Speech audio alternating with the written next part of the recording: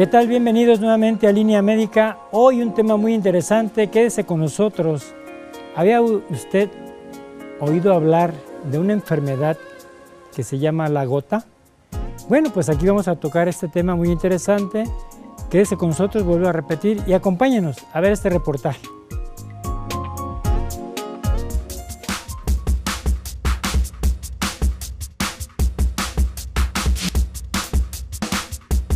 La gota es una enfermedad producida por una acumulación de ácido úrico en distintas partes del cuerpo, sobre todo en las articulaciones, tejidos blandos y riñones. Es una de las formas de artritis más dolorosas. En muchas personas, el primer ataque de gota ocurre en el dedo gordo del pie.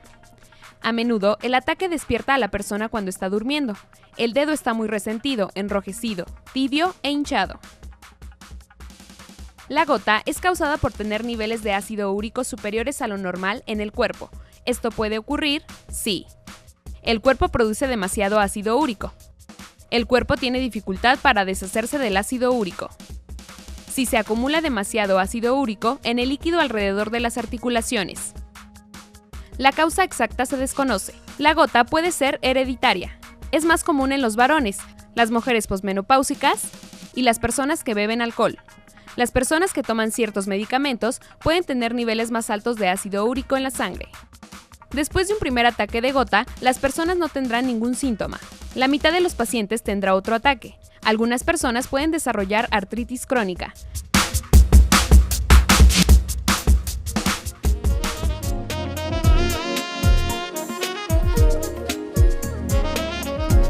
Bueno, como lo han visto ustedes en este reportaje sobre la gota, ¿qué es la gota?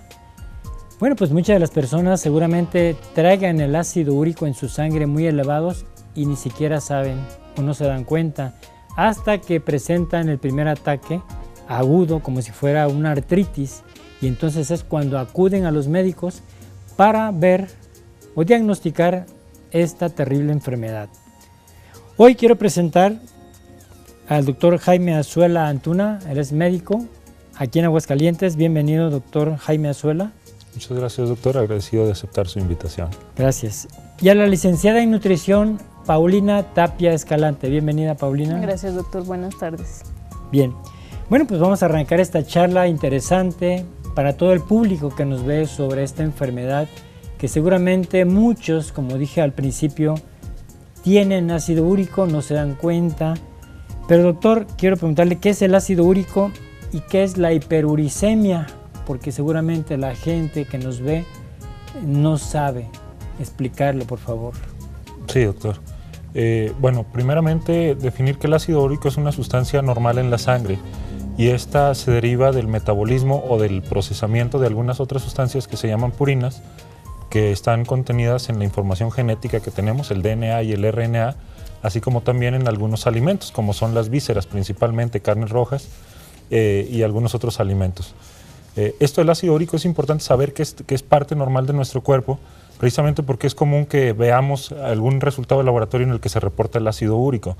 El problema está con la hiperuricemia, que es la elevación del ácido úrico por encima de los niveles normales, y es la que puede causar potencialmente alguna enfermedad. Que no necesariamente tener el ácido úrico alto quiere decir que tenemos algún problema, sino que podemos desarrollarlo. Y esa es la consecuencia precisamente de las causales que ya se mencionaron ahí en el reportaje. Una dificultad para eliminar el ácido úrico, o bien una sobreproducción, o bien la combinación de estas dos causas. Claro. ¿Y qué es la gota? La gota es la enfermedad articular que se produce por la elevación de ácido úrico, por el depósito de cristales de ácido úrico en las articulaciones. Es una manifestación de la hiperuricemia que puede o no presentarse. Bien. Licenciada en nutrición Paulina Tapia, ¿los alimentos contienen ácido úrico? Hace unos momentos oíamos en el reportaje que ciertos alimentos, algunas bebidas, qué sé yo, ¿los alimentos contienen ácido úrico? En sí los alimentos no contienen el ácido úrico. Lo que pasa aquí es que al momento de ingerir nosotros dicho alimento, que no son todos, el cuerpo produce el ácido úrico proveniente de unas bases que se llaman bases púricas o ácidos nucleicos, pero no es que el alimento en sí traiga el ácido úrico, porque muchas personas viven en un error, sino que el cuerpo se encarga de fabricar el ácido úrico. Claro. Doctor, ¿qué la produce a esta enfermedad? No sé, y de hecho no se sabe con exactitud qué es lo que la produce. Lo que sí sabemos es que hay distintos mecanismos involucrados. Algo que tenemos que recordar es, como ya nos dice la licenciada, el ácido úrico lo adquirimos ya sea a través de los alimentos, a través del metabolismo de estas bases purínicas, o bien por la producción que nosotros mismos tenemos.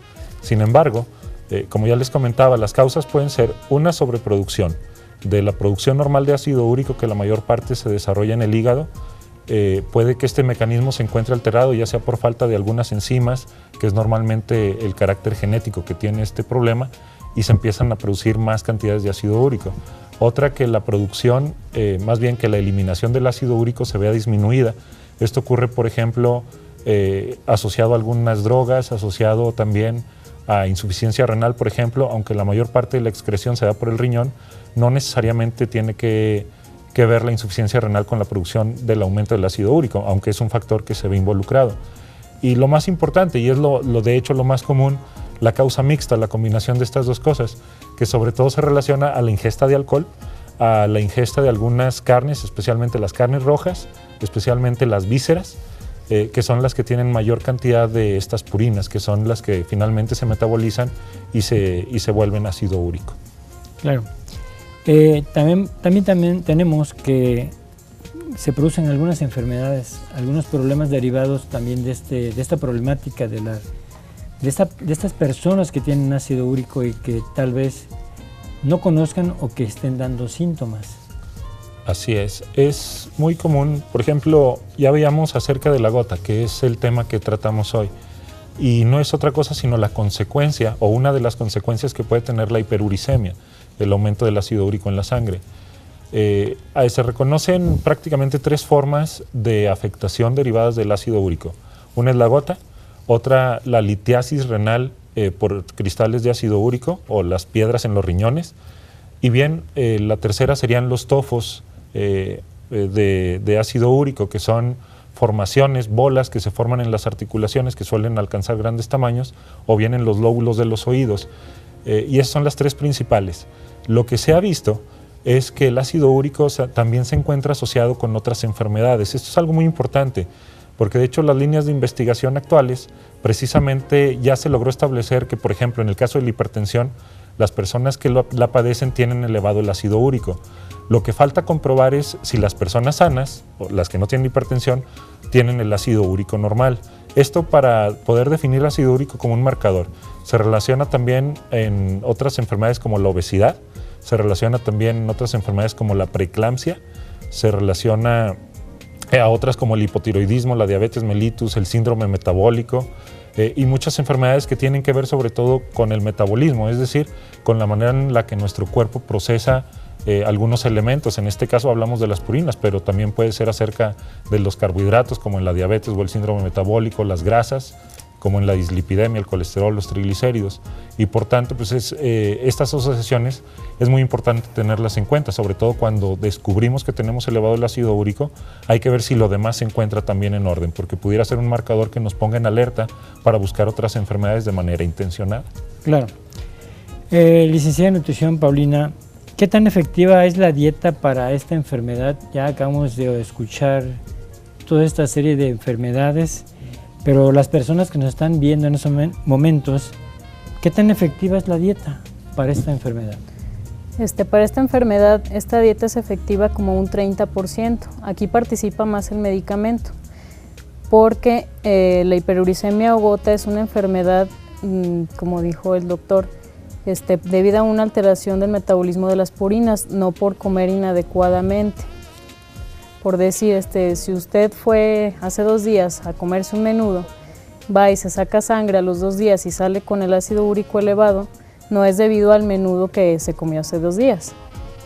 Pero si yo sigo 2 días después de que me saqué sangre, voy con esa dieta, voy y me echo unos taquitos de birria, estoy causando que siga aumentando el ácido úrico en sangre. Claro. Y de esta forma nos damos cuenta cómo las personas que consumen esta variedad de alimentos ricos en purina, que más tarde vamos a platicar de ellos, que producen la alza de ácido úrico, bueno, pues está perjudicando otros órganos, como bien lo comentaba el doctor Jaime Azuela. Y aquí vamos a manifestar algo muy importante, doctor. ¿Esto se hereda? Sí, hay un componente hereditario. Recordando la cuestión de que la causa o las causas en general se desconocen aún, a pesar de que es una de las enfermedades más viejas que se conocen, reportadas desde el antiguo Egipto, los ataques de gota. Actualmente todavía tenemos algunas dificultades para identificar las causales. Una de ellas sí es el carácter hereditario, pero no necesariamente como un factor único, porque hay varias enfermedades hereditarias que pueden causar esto, deficiencias enzimáticas, por ejemplo. Hay como 3 o 4 nada más en lo que es la hiperproducción del ácido úrico que pueden desarrollar el problema. Entonces, el factor hereditario, por supuesto que es algo muy importante y es un punto muy común, sin embargo, no es el único factor que interviene. Es una enfermedad multicausal y como toda enfermedad multicausal, también el tratamiento tiene que ser de distintas áreas para poderlo atacar de manera oportuna y obviamente de manera efectiva. Claro. Estamos hablando todo sobre la gota y bueno, un tema muy interesante, muy importante. Y bueno, pues aquí estamos y en un momento regresamos para continuar con el tema de la gota. Volvemos.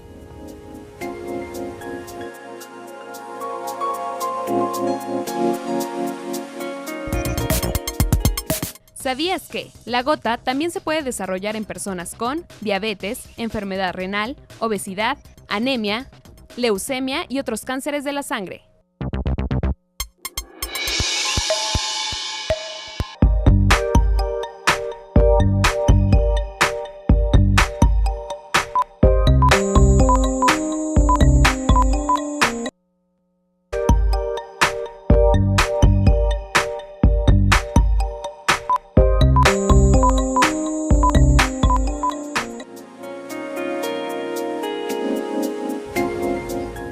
Bueno, estamos hablando todo sobre la gota, que es un problema a veces de artritis, en el que muchas de las personas pueden confundir esta enfermedad con otras diversas asociadas a la sintomatología, que más tarde platicaremos sobre ello.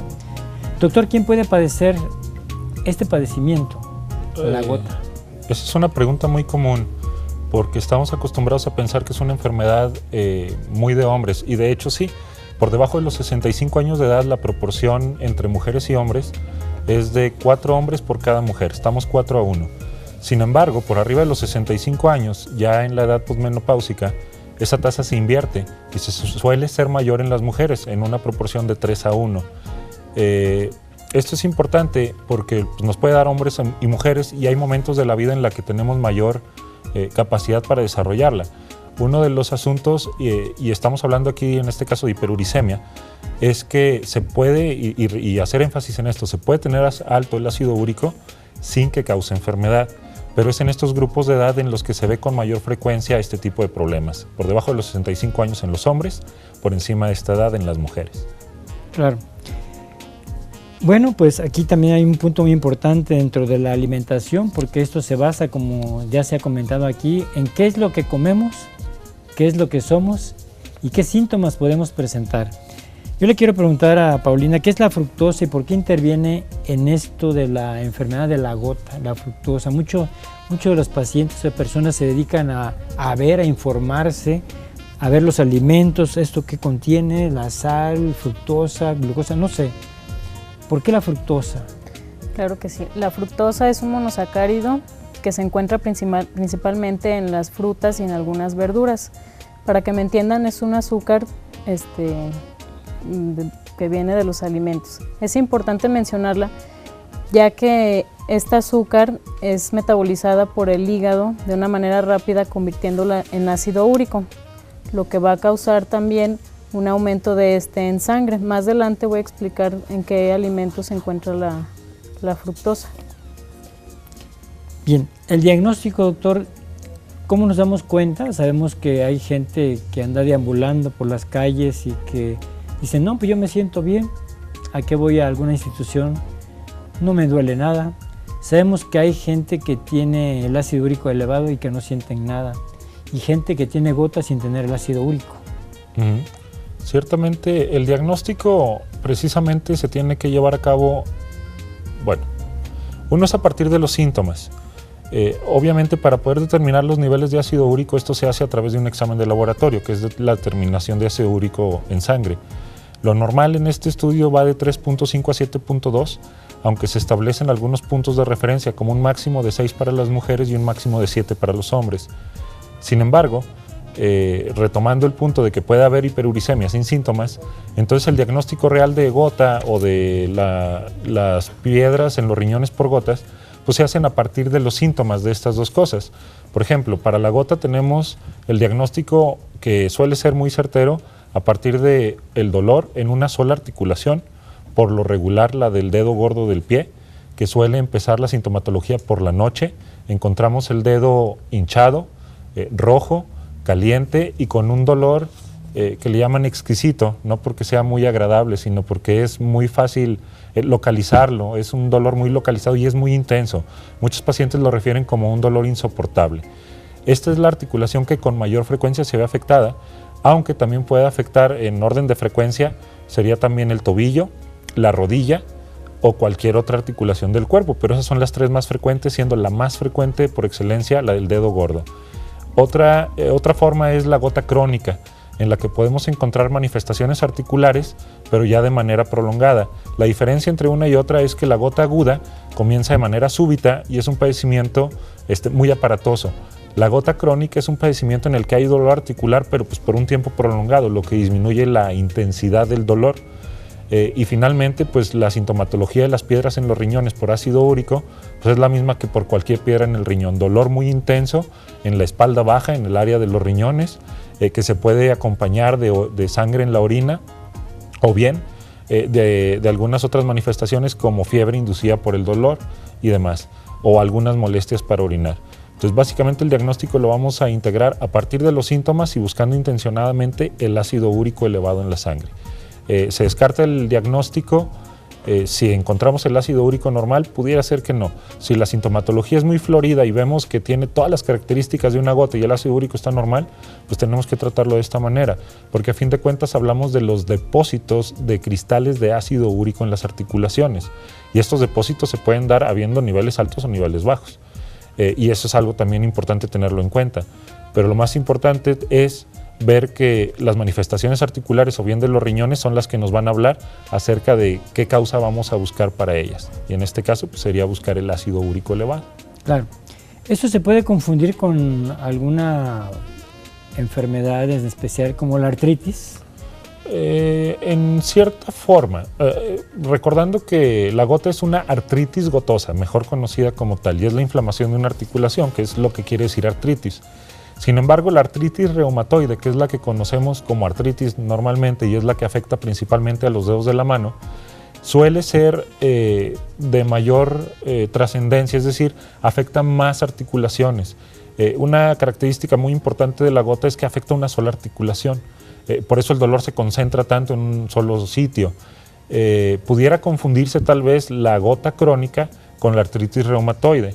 Incluso para las causas de hiperuricemia tendríamos que incluir dentro de los diagnósticos diferenciales un montón de causas como el hipotiroidismo, por ejemplo, la diabetes, el síndrome metabólico y demás enfermedades que pueden causar aumento del ácido úrico.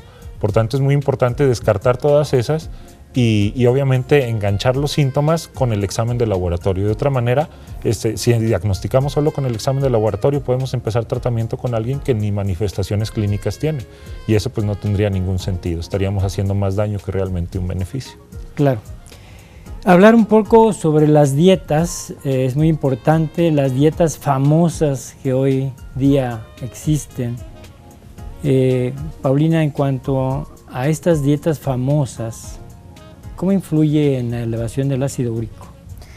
Claro que sí, hoy en día conocemos muchas dietas, que de la luna, que la dieta de las uvas, etcétera, etcétera. Hay una que es muy famosa, que la utilizan mucho para bajar de peso, que se compone de, eliminan grupos de alimentos como carbohidratos y nada más la hacen a base de grasas. Por ejemplo, en la mañana desayune 2 taquitos de chicharrón y en la tarde birria y en la noche lechón y puede comer un poquito más, no importa. Y entonces lo que hace esta dieta es que va a aumentar los cuerpos cetogénicos, unos compuestos que hace el organismo, y estos van a hacer que haya un aumento del ácido úrico y no se puedan excretar por medio de orina. Bien, y eso nos da la pauta para enlazar la enfermedad, para manifestar que el ácido úrico ya empieza a tener problemas dentro de la sangre de estas personas que pueden desarrollar la gota. Doctor, en cuanto a la automedicación, siempre estamos en contra de ello, porque todos los días hay automedicación, no nada más en la gota ni en la hiperuricemia, en todas las enfermedades. Lo que pasa es que aquí le hago esta pregunta porque siempre cuando llegan con nosotros los pacientes dicen, es que ya me tomé esto para el dolor, es que ya me tomé la aspirina, ya me tomé el paracetamol, etc. ¿Qué nos comenta al respecto sobre la medicación? Bueno, en cuanto a la automedicación, idealmente evitarla, especialmente con ciertos grupos de fármacos, como son los antibióticos, por ejemplo. Sin embargo, en este caso de la gota, lo común es que ya hayan tomado algún analgésico o antiinflamatorio, pero de cualquier manera el dolor es tan intenso que no suele mejorar y es el motivo por el que se suele buscar atención médica. Lo que tenemos que tener en cuenta es que primero hay que tratar de determinar exactamente cuál es la causa que nos está provocando el malestar. En el caso de la artritis, sí pudiera no haber tanto problema en tomar un antiinflamatorio. Sin embargo, si tenemos algún problema en los riñones por una piedra que esté obstruyendo y aparte agregamos algún antiinflamatorio, hay que recordar que los antiinflamatorios, cualquiera que este sea, como diclofenaco, sulindaco, naproxen o cualquiera de los que existen, tienen la capacidad de afectar un poco el riñón. Si nosotros ya tuviéramos ahí un daño por una piedra que está obstruyendo el flujo y agregamos un medicamento que va a darle mayor trabajo al riñón, pues lo que podemos provocar es hacernos daño y probablemente un daño irreversible en los riñones. Por tanto, es muy importante preferentemente buscar atención médica para lograr determinar una causal o bien establecer un diagnóstico presuncional y hacer una prueba terapéutica, pero bajo supervisión médica, que trate de proteger, que es la intención de todos estos tratamientos, proteger nuestra integridad y nuestra salud y, por supuesto, la función de los órganos. Por tanto, la automedicación no se la recomiendo, a menos de que se limiten a medicamentos como, por ejemplo, paracetamol, que son de bajo impacto, y dejar ahí la escalada. Si se requiere algo más fuerte, mejor acudir a un médico para que nos pueda orientar al respecto. Claro, no a la automedicación como lo estamos platicando aquí, no a alimentos púricos, que al rato vamos a hablar qué cosas son estos alimentos que nos pueden hacer daño o que pueden subir el ácido úrico en la sangre. Vamos a una pausa y regreso en un momento más.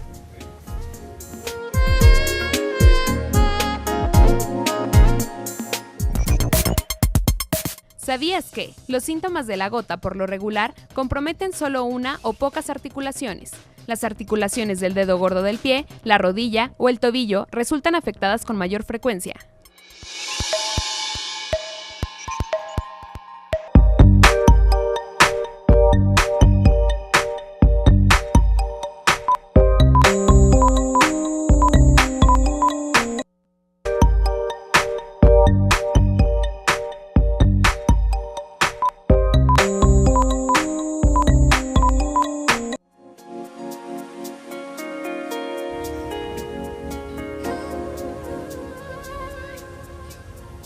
Bueno, estamos de regreso y estamos hablando todo sobre la gota. ¿Y se acuerda usted cuánto debe traer usted de ácido úrico en sangre? Ya lo mencionamos, entre 5 y 6 para el hombre, menos de 6 en la mujer. Pero bueno, puede haber una variabilidad en esto de las cifras. Entonces, ya platicamos sobre esto y ya platicamos todo de la detección, en qué momento debe de acudir usted al médico, no la automedicación, no tome usted medicamento que le diga que su vecino o que el de la farmacia le haya recetado, por favor, porque esto puede ser peligroso para la salud. Puede usted intoxicarse y tener otras manifestaciones peores que la propia gota. Y hablando pues de las dietas y hablando todo sobre esto, que también influye mucho el qué comer, qué comemos y qué somos. y qué presentamos, como hace unos momentos dije. Yo le quiero preguntar a Paulina, ¿qué alimentos purinóforos, así se les llama, o que tienen purinas, que pueden elevar el ácido úrico? Los alimentos purinóforos son los formadores de ácido úrico en sangre y son los que no deben de consumir. Principalmente, como comentaba el doctor, son carnes rojas y todo lo que son vísceras como hígado, riñones, mollejas. También entran lo que son parte de las leguminosas como frijoles, garbanzos, alubias, vegetales de crecimiento rápido como espinacas, acelgas, rábanos. También tenemos lo que son los embutidos, chorizo, salchicha, jamón, sardinas también incluyen dentro de estos. Son los alimentos que se recomiendan no consumirlos cuando hay una crisis de gota o tienen hiperuricemia. Bien, pero no es que la provoquen. No.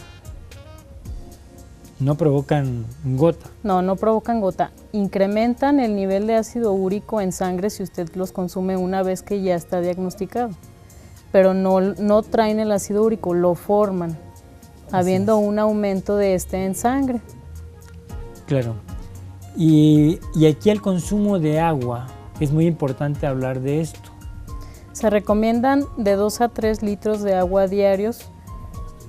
Principalmente son 3, para lograr una diuresis de 2 litros por orina y así evitar también, como comentaba el doctor, cálculos renales. Y de 2 a 3 vasos antes de ir a dormir, puesto que en la noche es cuando disminuyen las idas al baño. Claro. Doctor, aquí en cuanto al tratamiento se refiere, ¿en qué está basado? ¿Qué es lo que debemos de recetar?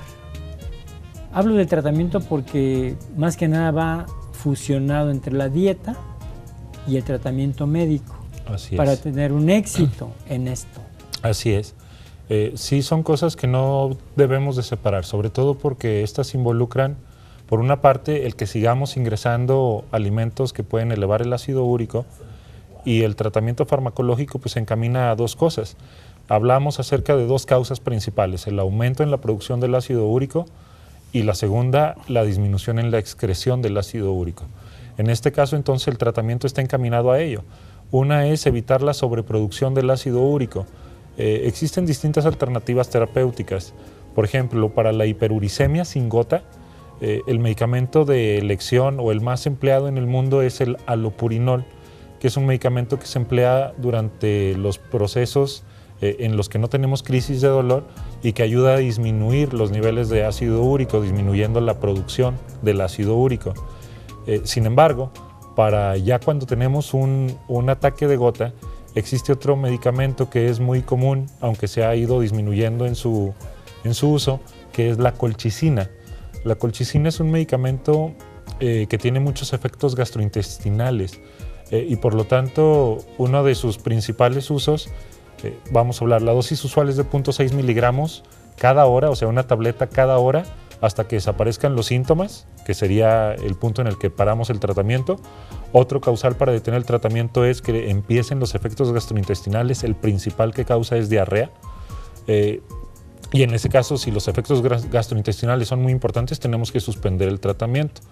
La mayoría de los pacientes reportan mejoría con este tratamiento, aunque hay algunos otros que sería la tercera causa para suspender el tratamiento. Si llevamos 10 dosis de este medicamento y el dolor no ha cedido, pues no vamos a tener ningún beneficio.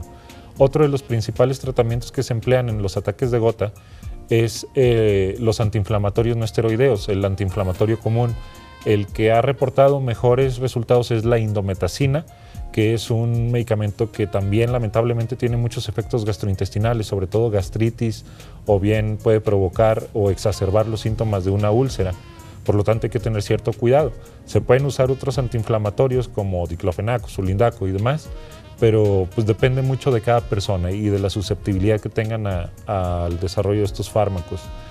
Otro tratamiento, por ejemplo, si estamos hablando de piedras en los riñones, pues sería la extracción de las piedras, que puede ser de manera quirúrgica, o bien esperar a que la piedra que se haya desprendido salga por sí sola, y esto asegurando un volumen de orina importante, solamente bajo la ingesta de 2 o 3 litros de agua. y precisamente la indicación que nos comentaba la licenciada acerca del agua por la noche, importantísima, dado que estamos hablando de que la gota por lo regular ataca en la noche, y es porque en la noche los niveles disminuyen, es más fácil que exista este depósito de cristales, y si nosotros mantenemos un buen nivel de agua en nuestro cuerpo, pues esto va a hacer que sea más fluido el tránsito sanguíneo, lo que va a disminuir la posibilidad de que haya depósitos. Entonces lo podríamos dejar ahí: colchicina, allopurinol y antiinflamatorios. Hay otro medicamento que se emplea actualmente para tratar los niveles altos de ácido úrico que se llama Probenecid, que tampoco es nuevo, pero que se utiliza con mayor frecuencia porque tiene menores efectos adversos que el allopurinol inclusive. El allopurinol, si bien es raro que produzca algún problema, cuando los produce en el hígado. Entonces es muy importante cuando iniciamos un tratamiento con obtener pruebas de función hepática como una basal para ver si existen elevaciones, porque si llegara a pasar alguno de estos problemas en el hígado, el problema puede ser incluso hasta fatal o dejar graves secuelas. Por lo tanto, estos medicamentos, ya eso íbamos con lo de la no medicación, porque es fácil que nos digan: a mí me dan allopurinol para el ácido úrico, tómatelo. Si esta persona ya tiene algunos datos de problemas hepáticos, lo que puede pasar con la automedicación es que se puede morir por un medicamento que le puede aumentar los problemas del hígado. Entonces hay que tener mucho cuidado, pero esas son las principales opciones y es lo más común, y siguen siendo opciones efectivas a pesar de sus efectos adversos. Claro. Licenciada en nutrición, Paulina, ¿qué tan es cierto es que el té, el café, el chocolate que se habla por ahí es bueno para el ácido úrico, no es bueno para el ácido úrico? ¿Qué pasa con estas bebidas? Se tiene la creencia de que no se pueden consumir, pero es un error. Sí se puede, puesto que a pesar de que contienen purinas, son compuestos que tienen metil o son metilados, lo cual hace que el ácido úrico no se forme en su metabolismo, por lo tanto sí se pueden consumir. Volvemos a lo mismo, estos son alimentos que no son purinóforos, o sea que no contienen niveles altos en purinas como los que ya mencioné anteriormente. Y que no producen la gota. Y que no producen la gota. Claro, está bien mencionado esto, porque todavía la gente tiene la creencia que estas bebidas, ¿no?, pueden afectar al ácido úrico, a la gota, y en fin, hay una polémica en grande en ese tipo de alimentos. Doctor, en cuanto a la obesidad, hoy tenemos índices importantes de obesidad en el mundo y somos partícipes, ocupamos primeros lugares en el mundo en obesidad. Y bueno, mencionar algo al respecto, comentar, ya habíamos tenido unos programas sobre obesidad. ¿Qué tanto afecta esto? Vamos a repetir, vaya, el ácido úrico en sangre de estos pacientes que tienen obesidad. Ciertamente la obesidad es un problema mundial y lamentablemente en nuestro país somos el primer lugar tanto en obesidad infantil como en obesidad en el adulto. Tenemos cerca de un 70% de individuos con este problema. De cada 10 mexicanos, 7 tienen sobrepeso u obesidad, entonces tenemos un problema muy serio. El asunto con la obesidad es que acarrea muchos problemas. Estamos acostumbrados a hablar de hipertensión o de diabetes, colesterol y triglicéridos. Sin embargo, no son los únicos problemas que se asocian a este. La hiperuricemia o los niveles altos de ácido úrico en la sangre también están asociados con la obesidad. Les comentaba anteriormente, el ácido úrico se ha determinado como un marcador o como un factor asociado a enfermedad cardiovascular, es decir, a infartos o embolias. Si nosotros tenemos aparte, o bien si tenemos obesidad y tenemos este problema, pues es una invitación abierta al desarrollo de alguna complicación, a una complicación grave, como puede ser hipertensión, diabetes o etcétera, la que le quieran poner asociada a la obesidad. Sí es un marcador muy importante la obesidad y sí es algo que tenemos que controlar. De hecho, los esfuerzos que se están desarrollando actualmente en el país, ustedes lo habrán visto, del Sistema Nacional de Salud, lo de Mídete y Muévete y demás, es un esfuerzo para tratar de revertir esta tasa, que tenemos una importante tasa de personas con sobrepeso y obesidad, y esto nos está acarreando la diabetes mellitus como primera causa de muerte, seguida por las embolias, seguida por los infartos, seguida por la hipertensión. Todo esto prevenible si logramos controlar esta epidemia. Sin embargo, es un trabajo muy difícil. ¿Por qué? porque como vemos en la mayoría de las enfermedades que hemos mencionado, el tratamiento es dieta y ejercicio. En este caso, una parte fundamental también es la dieta y el ejercicio. ¿Cuál es el problema con esto? Que el más grande fracaso se encuentra en esa solución, que no nos apegamos a una buena alimentación. Disponemos de toda clase de alimentos y nuestras elecciones siempre van encaminadas hacia los alimentos con más grasa, los alimentos con más azúcar, y esto hace que, aunque digamos, pues es que yo como muy poco, pero si la densidad calórica de los que estamos comiendo, vamos a decir, no es lo mismo comerse medio kilo de chicharrón que medio kilo de verduras. El medio kilo de verduras no le va a subir 1 gramo de peso corporal y el medio kilo de chicharrón le va a aumentar bastante. Entonces, esa es la gran diferencia que existe entre las elecciones que hacemos, y es muy importante reconocer la obesidad no solo como causal o como factor asociado al ácido úrico, sino también a otras enfermedades serias como son diabetes, hipertensión, infartos, embolias y demás. Claro. De esto vamos a seguir hablando más que nada sobre algunas dietas. ¿Qué puede usted comer para que no le suba el ácido úrico o le provoque gota? Volvemos en un momento más.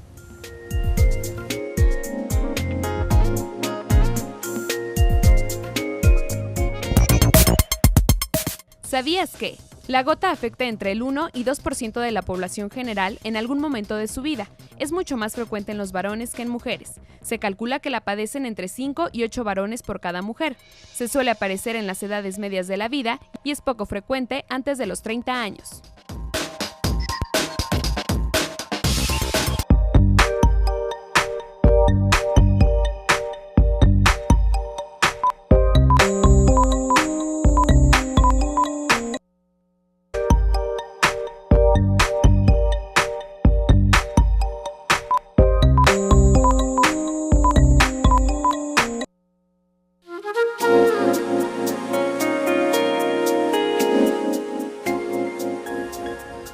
Estamos de regreso ya en esta última parte hablando todo sobre la gota, pero ¿qué es la gota, el ácido úrico en sangre?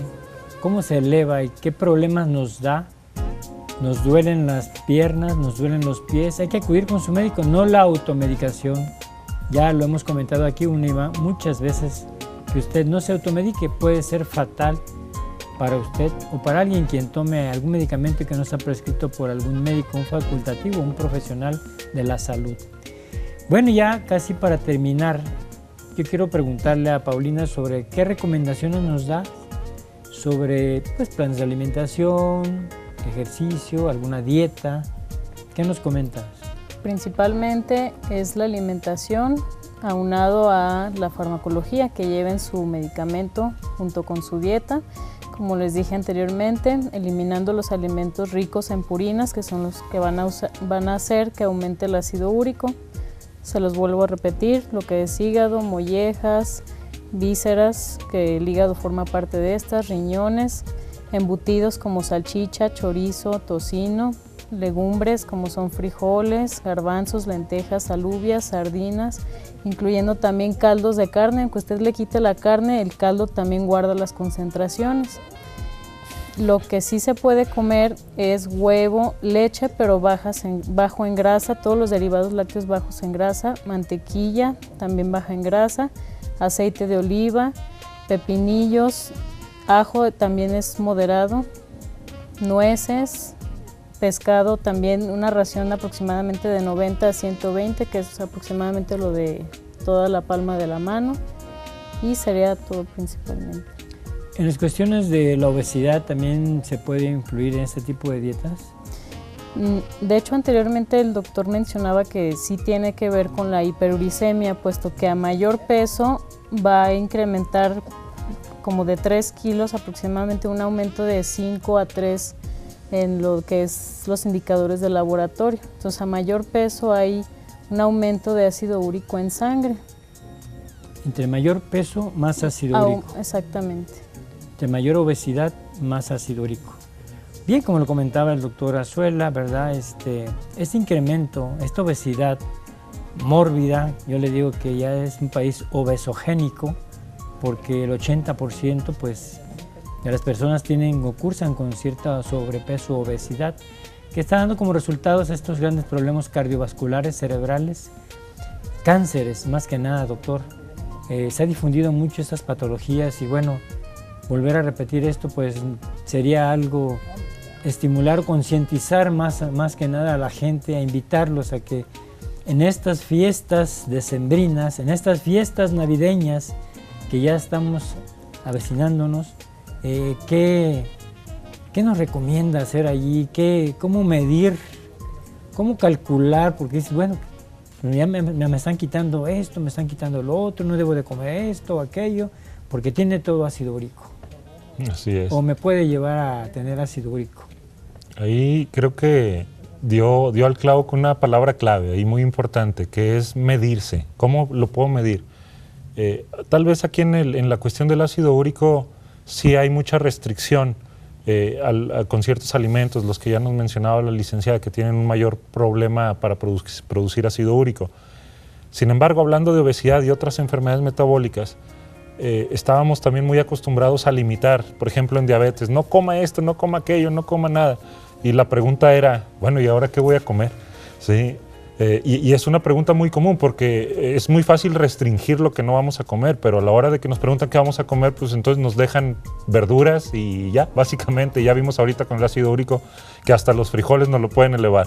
Entonces, sí es muy importante, si bien no eliminar por completo ciertos grupos de alimentos, sí hacer buenas elecciones, medirse. Por ejemplo, yo les platico a algunos de mis pacientes que cuando vamos a comer, pues hay que medir, pero medir conscientemente. O sea, no decir, voy a comer menos si comemos por reflejo, sino realmente si se come 1 kilo de tortillas en cada sentada, pues cómase nada más medio kilo y péselo y mídalo medio kilo y eso es lo que me voy a comer. Eso es medirse. Es lo mismo que hacemos, por ejemplo, con las estrategias como el plato del bien comer, que es distribuir nuestras verduras, nuestras proteínas y nuestros carbohidratos de tal manera que guarden una proporción. Es medirnos, medir cuánto vamos a comer. En lo de las fiestas decembrinas, pues sabemos que los alimentos que consumimos en esta época son alimentos hipercalóricos, están diseñados para que nosotros podamos adquirir muchas calorías para aguantar el frío y demás inclemencias. Sin embargo, eso era válido cuando vivíamos en el monte y andábamos sueltos por la vida.